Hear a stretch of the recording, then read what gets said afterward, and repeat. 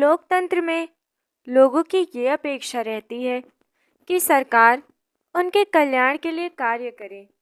ये शिक्षा, स्वास्थ्य, रोजगार प्रदान करने एवं गृह निर्माण, सड़कों के विकास तथा बिजली आदि उपलब्ध कराने के माध्यम से हो सकता है। इस अध्याय में हम स्वास्थ्य के अर्थ और उससे संबंधित समस्याओं को जांचेंगे। इस अध्याय के उपशीर्षकों को देखेंगे, जहां आपके विचार में ये विषय सरकार के काम से किस प्रकार जुड़ा हुआ है। स्वास्थ्य क्या है? स्वास्थ्य के बारे में हम अनेक प्रकार से सोच सकते हैं। स्वास्थ्य का अर्थ है हमारा बीमारियों और चोट आदि से मुक्त रहना, लेकिन स्वास्थ्य केवल बीमारियों से संबंधित नहीं है। आपके उपर्युक्त कोलाज में से केवल कुछ स्थितियों को ही स्वास्थ्य से जोड़कर देखा होगा। प्रायः हम ध्यान नहीं देते हैं कि उपर्युक्त हर स्थिति का संबंध स्वास्थ्य से है। बीमारी के अलावा हमारे लिए उन कारणों पर भी विचार करना आवश्यक है जो हमारे स्वास्थ्य पर प्रभाव डालते हैं। उदाहरण के लिए, यदि लोगों को पीने के लिए स्वच्छ पानी और प्रदूषण मुक्त वातावरण मिले तो वे सामान्यतया स्वस्थ रहेंगे। दूसरी ओर, यदि लोगों को भरपेट भोजन न मिले अथवा उन्हें घुटन भरी अवस्था में रहना पड़े तो उनके बीमार पड़ने की संभावना अधिक है। हम सब चाहते हैं कि हम जो भी कार्य करें चुस्ती से और ऊंचे मनोबल के साथ करें। सुस्त और अकर्मण्य रहना, चिंताग्रस्त होना और लंबे समय तक डरे सहमे रहना स्वस्थ जीवन के लक्षण नहीं है।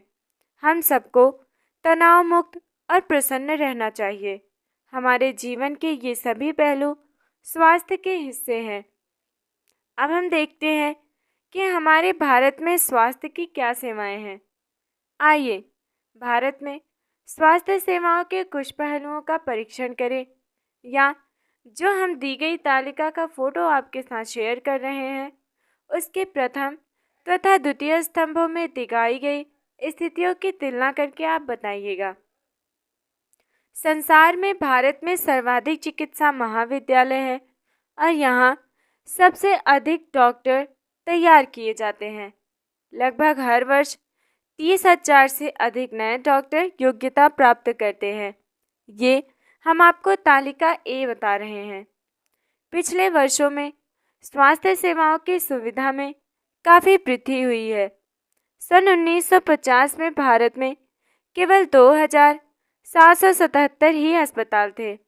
सन 1991 में 11,174 अस्पताल थे और सन 2017 में ये संख्या बढ़कर 23,583 हो गई है।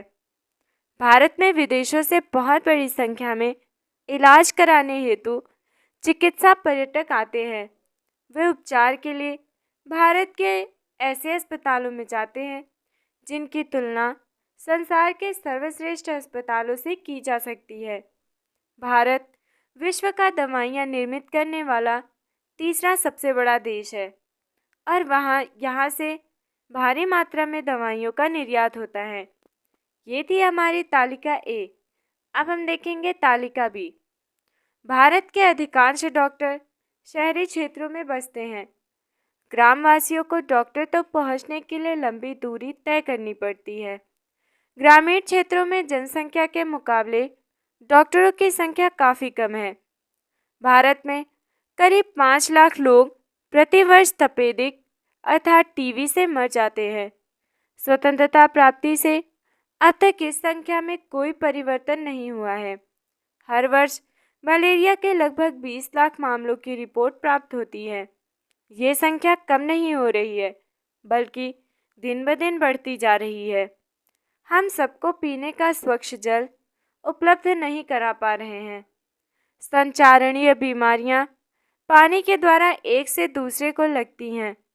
इन बीमारियों में से 21% जल जनित होती हैं, जैसे हैजा, पेट के कीड़े और हेपेटाइटिस।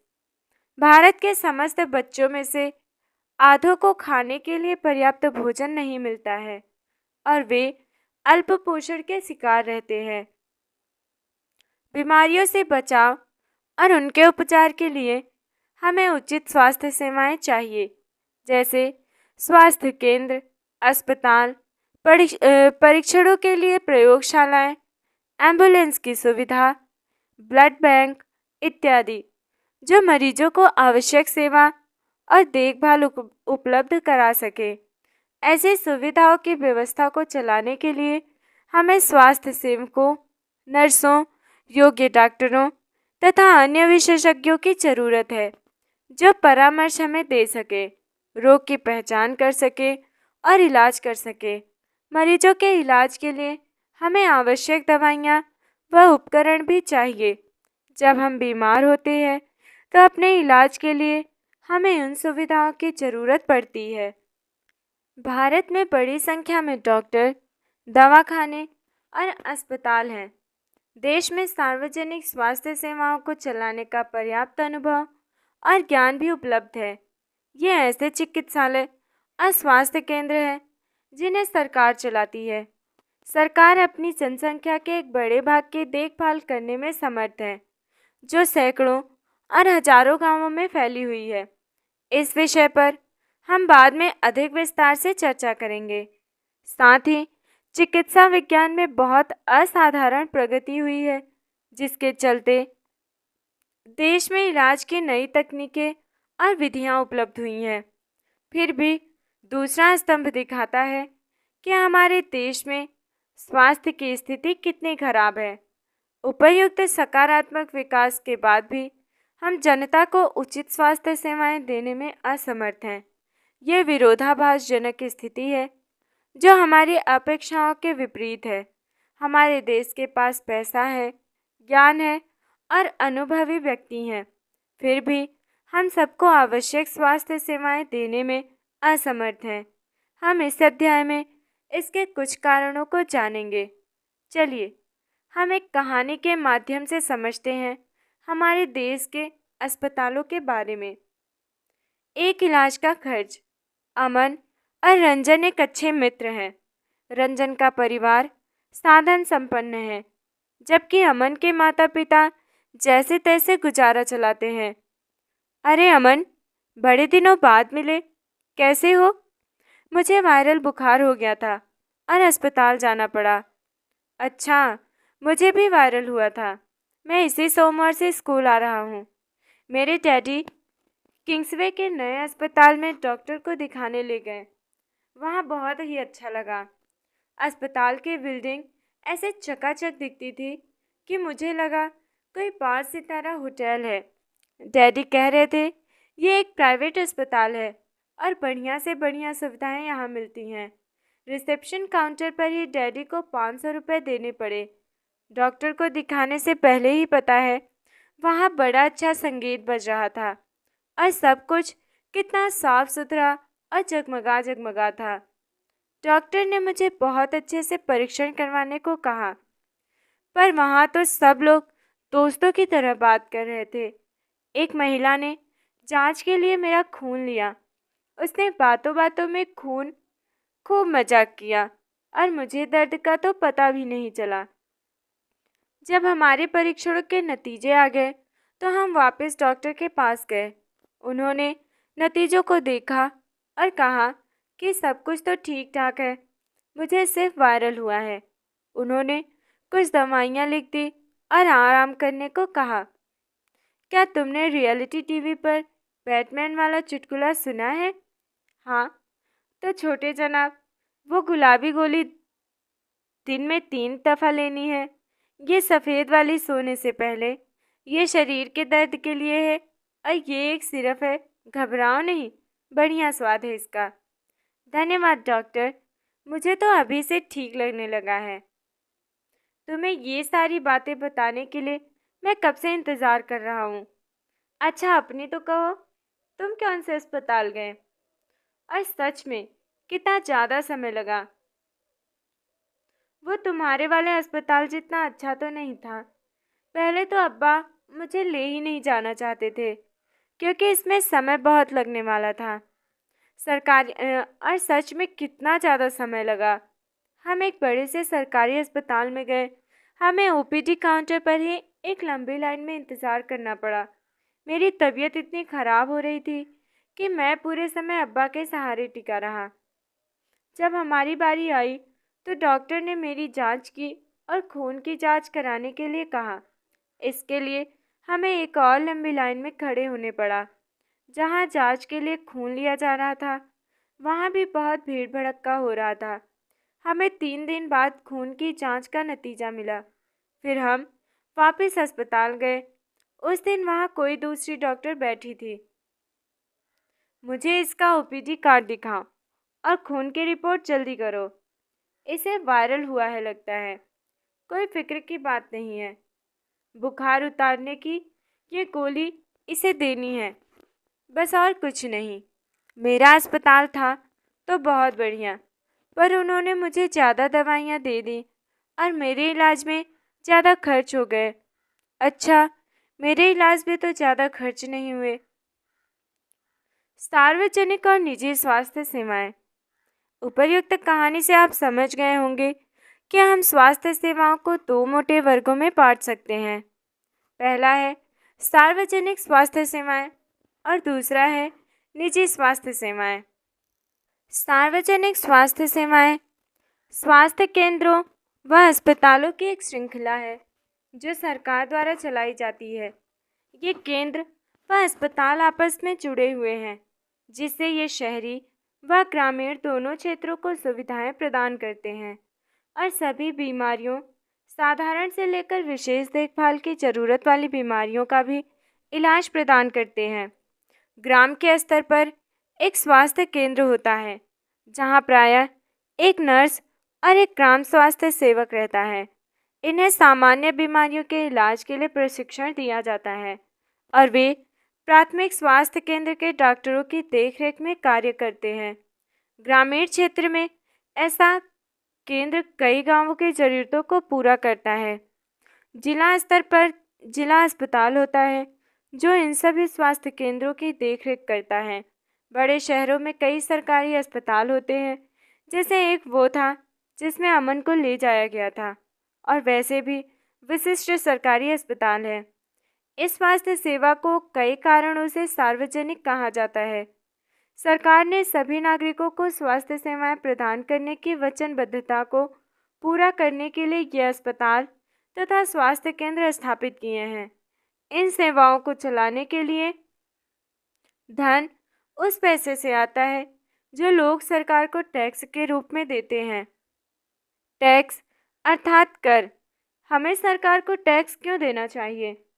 सरकार कर से प्राप्त धन का उपयोग विभिन्न प्रकार की सार्वजनिक सेवाओं को मुहैया करवाने में खर्च करती है, जिससे सभी नागरिकों को फायदा होता है, जैसे प्रतिरक्षा, पुलिस, न्यायिक व्यवस्था, राजमार्ग इत्यादि।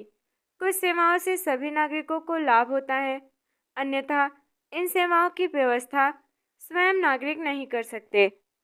करों से ही कुछ विकासात्मक कार्यक्रम एवं सेवाएं उपलब्ध होती हैं, जैसे शिक्षा, स्वास्थ्य, रोजगार, सामाजिक कल्याण, व्यावसायिक प्रशिक्षण इत्यादि, जिनसे ज़रूरतमंद नागरिकों को लाभ मिलते हैं।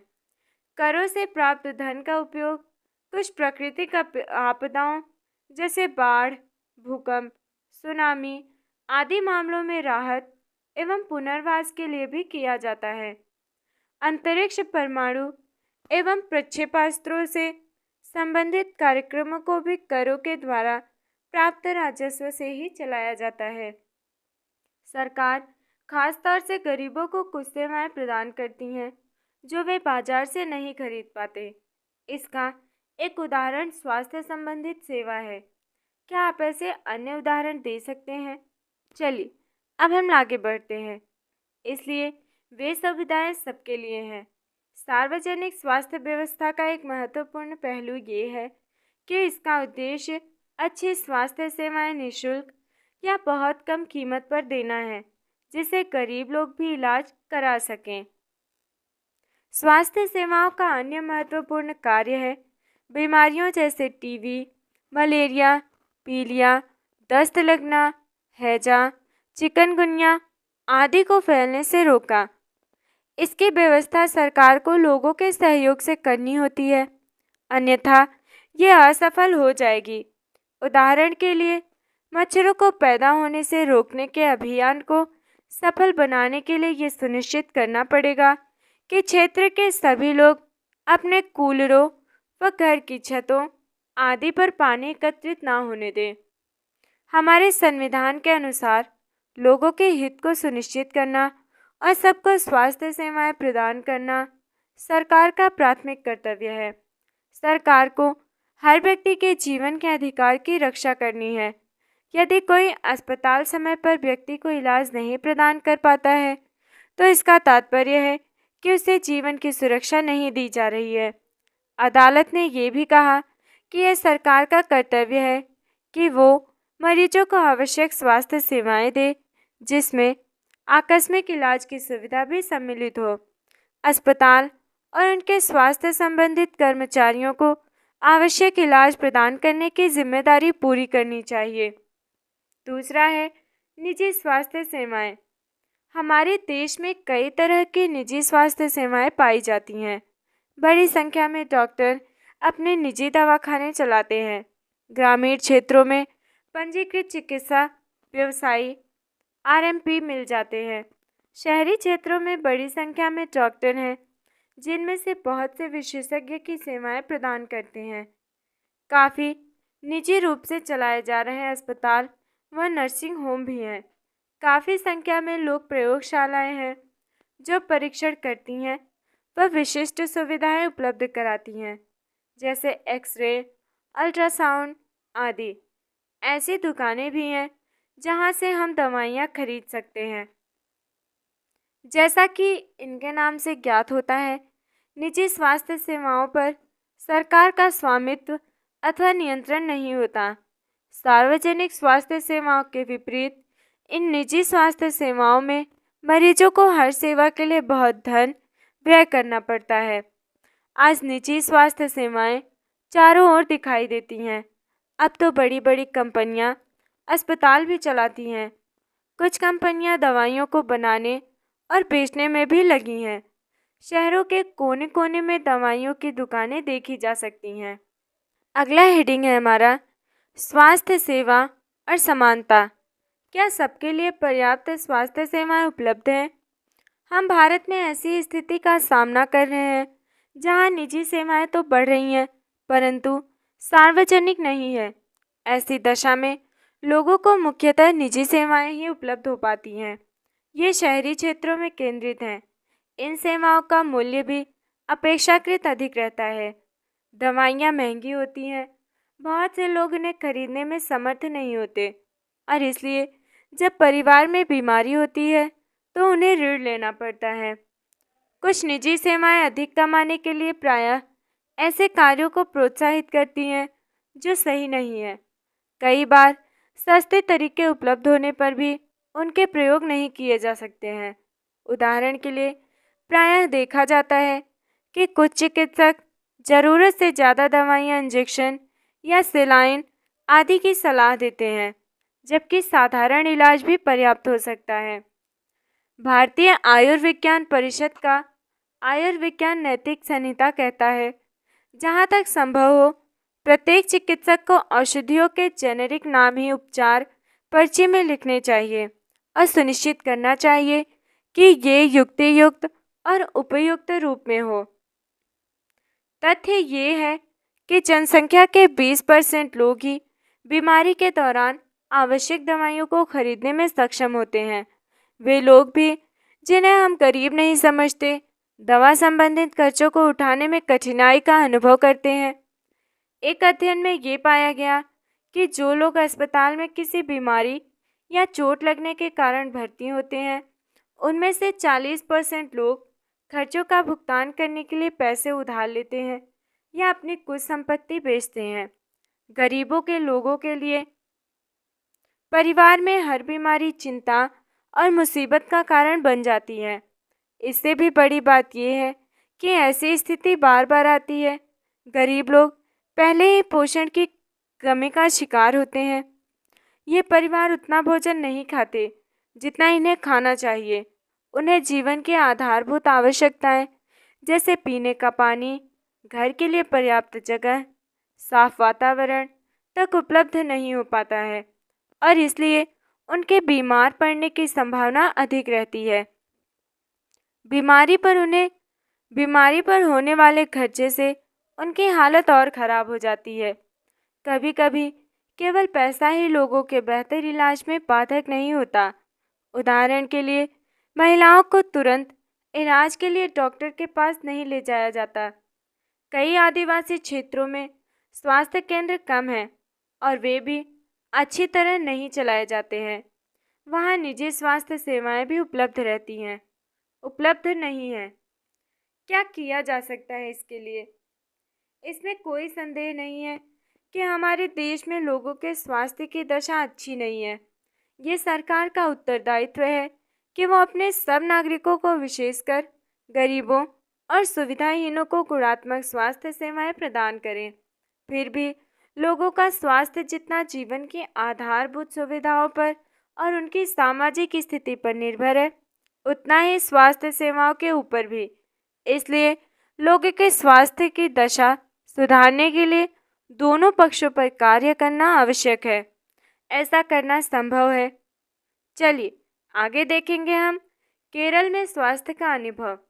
केरल का अनुभव 1996 में केरल सरकार ने राज्यों में कुछ महत्वपूर्ण परिवर्तन किए। राज्य के पूरे बजट का 40% पंचायतों को दे दिया गया। इससे पंचायतें अपनी आवश्यकताओं को योजनाबद्ध कर उनकी पूर्ति कर सकती थीं। इससे गांव के लिए पीने का पानी, आहार, औरतों के विकास और शिक्षा आदि के लिए उचित व्यवस्था सुनिश्चित करना संभव हो सका। इसके फलस्वरूप जल वितरण व्यवस्था की जांच की गई। स्कूलों और आंगनवाड़ियों को काम को सुनिश्चित किया गया और गांव की विशेष समस्याओं पर ध्यान दिया गया। स्वास्थ्य केंद्रों में भी सुधार किया गया। इन सब कार्यों में स्थिति में सुधार आया। इतने प्रयत्नों के बाद भी कुछ समस्याएं तो बनी रहीं, जैसे दवाइयों की कमी, अस्पतालों में अपर्याप्त बिस्तर, पर्याप्त डॉक्टरों का ना होना इत्यादि। इन समस्याओं को दूर करने की आवश्यकता है। अधिक जानकारी के लिए लॉग ऑन करें हॉटस्पॉट। इसका हम आपको लॉगिन करने का लिंक दे देंगे। आइए अब एक अन्य देश का उदाहरण देखें और स्वास्थ्य संबंधित मुद्दों पर उनकी कार्य पद्धति को जानें। कोस्टा रिका का तरीका। कोस्टा रिका को मध्य अमेरिका का सबसे स्वस्थ देश माना जाता है। इसका मुख्य कारण उनके संविधान में निहित है। कई वर्षों पहले कोस्टा रिका ने एक बहुत महत्वपूर्ण निर्णय लिया था कि वे देश में सेना नहीं रखेंगे। इससे उन्हें सेना पर व्यय किए जाने वाले धन को लोगों की शिक्षा, स्वास्थ्य और अन्य आधारभूत जरूरतों पर खर्च करने में मदद मिली। कोस्टा रिका की सरकार मानती है कि देश के विकास के लिए देश का स्वस्थ होना जरूरी है और इसलिए अपने देशवासियों के स्वास्थ्य पर बहुत ध्यान देती है। कोस्टा रिका की सरकार अपने सभी निवासियों को स्वास्थ्य के लिए मूलभूत सेवाएं व सुविधाएं देती हैं, जैसे पीने का सुरक्षित पानी, सफाई, पोषण और आवास आदि। स्वास्थ्य की शिक्षा को बहुत महत्वपूर्ण माना जाता है और सभी स्तरों पर स्वास्थ्य संबंधित ज्ञान शिक्षा का एक ज़रूरी भाग है। ये था हमारा एनसीईआरटी का चैप्टर नंबर 2, स्वास्थ्य में सरकार की भूमिका। आप सभी को ये चैप्टर कैसा लगा? उसके बाद हम आपके लिए तीसरा चैप्टर लाएंगे। चलिए अब आप सभी से अलविदा लेते हैं। आप सभी को थैंक यू सो मच।